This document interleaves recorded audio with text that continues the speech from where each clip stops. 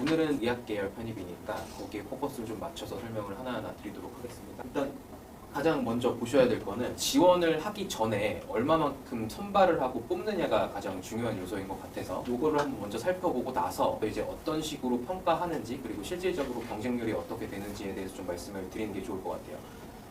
전체적인 편입판에서 인원들과 그리고 선발 인원들이 어떻게 변화를 한 내용들을 담아낸 건데 실제로 많이 우상향하고 있는 추세이고 그리고 의학 계열 모집 인원이 계속해서 증가하고 있는 추세인데 의학 계열이라고 하면은 의대, 치대, 그리고 수의대, 한의대, 그리고 약학대 이렇게 크게 5갈래로 나눠져 있잖아요. 그래서 실제로 증가하는 인원의 비율이 가장 큰 학과가 약학대학이라고 보시면 될 것 같아요. 만약에 지금 앉아 계신 분들 중에서도 내가 약대가 아니라 의대나 혹은 뭐 치대 쪽을 생각을 한다라고 하면 거기에 맞물려서 이제 학교들이 선발 전형원들이 조금씩 다르기 때문에 어떤 학교는 의대를 선발을 하고 또 약대를 선발 안 하는 그런 케이스들도 있어서 학교 지원에 있어서 좀 가변적으로 하면 될 것 같다라는 말씀을 좀 드리고 싶고 이거는 의학 계열 선발 인원이 어떻게 변화를 했는지인데 여기 보시면 의대를 제외하고 그리고 치대, 수의대, 약대 같은 경우는 계속해서 우상향으로 증가하고 있는 추세입니다. 그래서 실제로 작년 같은 경우는 총 208명 선발을 했고 최초에 모집했던 인원에 비해서는 한 60명 정도 증가를 했다 이렇게 보시면 될 것 같아요. 약대 같은 경우만.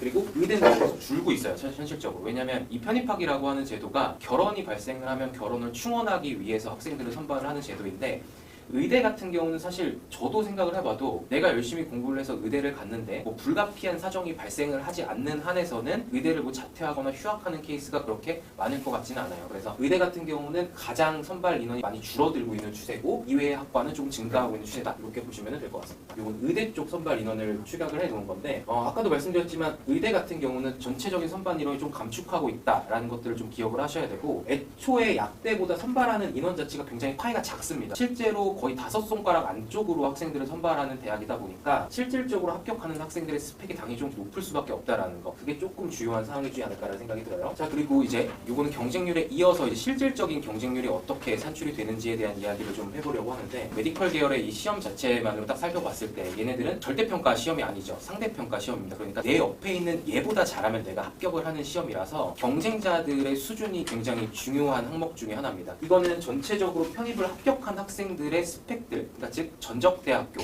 내가 과거에 졸업했던 학교 혹은 휴학 재적했던 학교가 어디인지 분석한 성분표인데 가장 많은 비율을 차지하는 것들이 보시면 지방 4년제 대학교 이쪽 출신 학생들이 가장 편입학에 많이 지원을 했고 가장 많이 합격을 했다는 것들을 보시면 여러분들이 경쟁해야 되는 친구들의 수준이 실질적으로 그렇게 높지 않다는 것 좀 알 수 있으실 것 같아요. 지금 우리가 의학대 편입 설명회니까 정시, 수시에서의 의학대는 입시 피라미드 상에서 가장 꼭대기에 있는 상태잖아요. 근데 그 친구들이 이미 빠져나가고 지원을 하는 그리고 실질적으로 내가 경쟁해야 되는 친구들 같은 경우는 지방대 출신이 가장 많기 때문에 아무래도 공부하는 습관이나 베이스에 있어서 인서울 출신이나 좀 네임드 대학교들에 비해서 차이가 있을 수 있다는 것들을 기억을 하시면 좋을 것 같아요.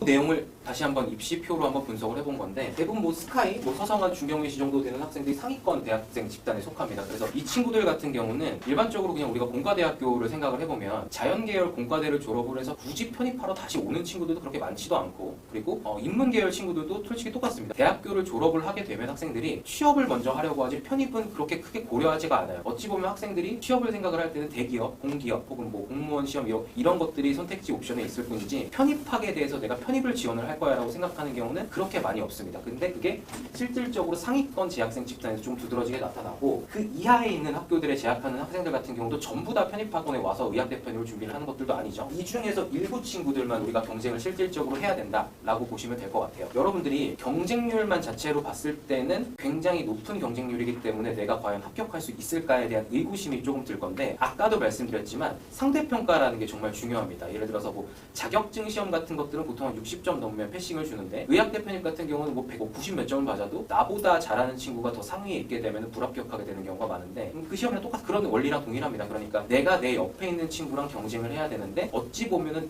나랑 비슷한 수준의 친구 혹은 나보다 훨씬 공부 능력이나 학습 능력이 좀 저하된 친구들과 경쟁을 하게 되면 충분히 합격하실 수 있다는 거 그것만 알아두시면 자신감이 붙지 않을까라는 생각이 들어요. 자 그리고 이제 학생들이 학원들을 종종 옮기는 경우들이 있어요. 그래서 그런 것들을 제가 조금 비교를 해본 건데 대부분 학원들의 케이스들 학생들 같은 것들 나눠보면 학원의 규모에 따라서 좀 결정이 되는 경우들이 굉장히 많습니다. 그 보면 실질적으로 저희 학원으로 이동하는 친구들, 다른 학원에 다니다가 이동했던 친구들에게 너 우리 학원에 왜 왔냐 이런 식으로 여쭤봤을 때 답변을 해준 내용 중에 하나가 가장 대표적으로 좀 개인적으로 맞춤 관리를 해주지 않는다라는 점이 많이 좀 불편함을 작용을 했던 것 같아요. 예를 들면 이런 거죠. 의학계열 편입에서 그냥 임의로 말씀을 드리면 생물, 화학, 유기화학 이렇게 세 과목을 시험을 보게 되고 생물 한 과목이 100점이고 그리고 화학 안에 유기화학을 포함을 시켜서 또 100점 만점으로 계산하면 만점이 200점이잖아요. 근데 그 200점에서 A라는 학생은 생물 80점, 화학 100점이고 그리고 B라는 학생은 반대로 화학이 80점이다라고 하면 일반적으로 조금 학생들이 큰 학원들 같은 경우는 페이퍼가 하나만 나갑니다. 예를 들어서 그냥 생물 페이퍼, 뭐 몇 월 몇 주차 생물 보강자료 이런 식으로 학생들한테 전달이 되는데 그러면은 이게 어떤 경우가 생기냐면 생물을 잘하는 친구한테 그 페이퍼는 그렇게 큰 의미가 없어요. 왜냐하면 저도 학생들을 많이 상담을 해봤지만 학생들이 초반부에 모의고사 같은 것들을 봤을 때 학생들이랑 상담을 하면 본인이 뭐가 약한지 본인이 파악을 이미 하고 있어요. 예를 들면 선생님 저는 생물에서 유전 파트가 조금 약한 것 같아요 라고 하면 그 친구에게 아무것도 해주지 않고 12월까지 지나면 그 친구는 12월 달에도 유전이 약합니다. 그러니까 점수가 오르지를 않아요. 약점을 보완을 하고 그 약점에 대해서 어떤 식으로 학원에서 진단을 해주는지 굉장히 중요한데 그런 것들이 조금 대형 학원에서 좀 미흡한 점이 있기 때문에 저희 학원 쪽으로 많이 옮겼다 이런 얘기를 좀 드리고 싶어요. 이게 사실 오늘 설명의 핵심 내용 중에 하나인 것 같습니다. 일단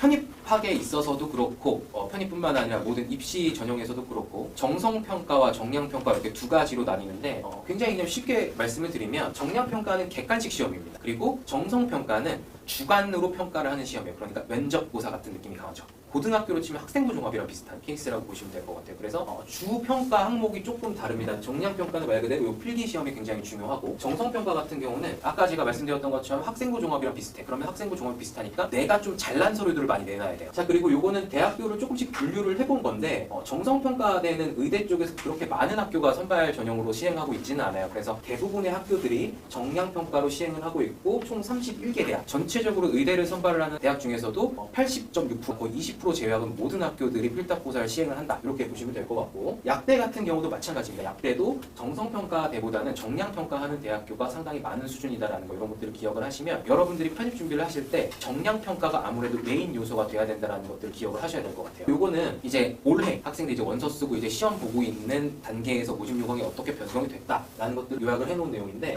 정성평가 대학교는 그렇게 크게 변동사항이 없습니다. 어찌 보면 그냥 포트폴리오로 제출을 하고 그리고 면접고사 그리고 GPA, 토익 성적 이런 것들로 그냥 정형화가 되어 있는 그 시스템이다 보니까 그냥 단순하게 숙명여대에서 그냥 선수 과목 어떤 과목을 뭐 이수를 해야 우리 학교 시험을 볼 수 있다 이런 조건들만 조금 만들어 놓은 정도다라고 좀 보시면 될 것 같고요. 그리고 정성평가의 모든 대학교들은 GPA 반영이 들어갑니다. 아까 말씀드렸듯이 학생부 종합이랑 비슷하다라고 말씀을 드렸잖아요. 그러니까 학종에서도 내신이 당연히 반영이 되는 거랑 동일한 맥락으로 GPA가 반영이 된다. 그리고 면접고사 난이도가 다소 높다. 이렇게 알고 계시면 될 것 같아요.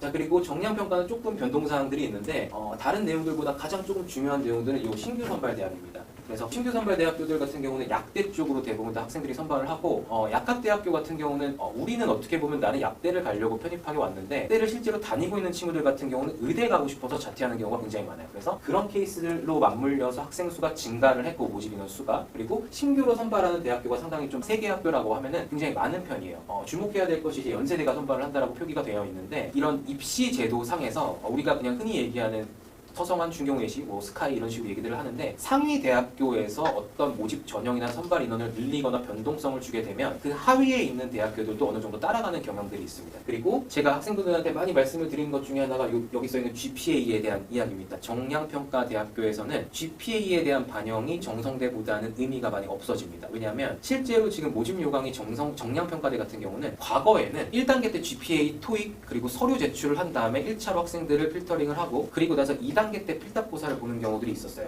혹은 1단계 때는 필답고사를 보고 GPA랑 같이 반영을 하고 그리고 2단계 때 공인영어 면접 이런 식으로 평가를 하는 경우가 많았는데 GPA라고 하는 항목이 어떻게 보면 학생들에게 좀 모호한 항목 중에 하나입니다. 왜냐하면 저희가 합격생 데이터들이나 그리고 학생들이랑 상담을 했을 때 데이터를 보게 되면 뭐랄까 4.5점 만점에 4.3점 이상을 가져야 된다라는 이야기를 조금 들으실 수가 있는데 여러분들이 생각을 해보시면 대학교에서 고려대학교 생명공학과 졸업생이랑 연세대학교 생명공학과 졸업생이랑 학생이 GPA가 똑같으면 어떻게 평가를 할지에 대해서 굉장히 굉장히 모호합니다. 그리고 같은 학교의 다른 전공인 친구들도 분명히 있을 것이고, 그리고 해외 대학교로 졸업한 친구들도 있을 것이고, 그리고 2년제, 3년제 전문대 졸업한 친구도 있을 것이고, 학점은행제 제도로 학사학이나 전문학사학위 취득한 친구들도 있어요. 그러면 그 학생들에 대해서 어떤 친구는 베니핏을 주고 어떤 친구는 페널티를 준다라는 것들에 대한 내용이 모집 요강에 기입되어 있지 않아요. 그냥 단순하게 모집 요강에서 GPA는 100분이 환산해서 정량평가합니다. 그냥 이렇게 한 줄 써 있어요. 그렇다 보니까 되게 애매한 거죠, 학교에서도. 그래서 정량평가는 말 그대로 객관적으로 객관식 시험이 메인 전형인 학교이기 때문에 객관적인 요소가 떨어지니까 GPA에 대한 평가 항목에 대한 비중이나 그리고 실질적인 반영 요소가 줄어들고 있다. 이렇게 보시면 될 것 같고,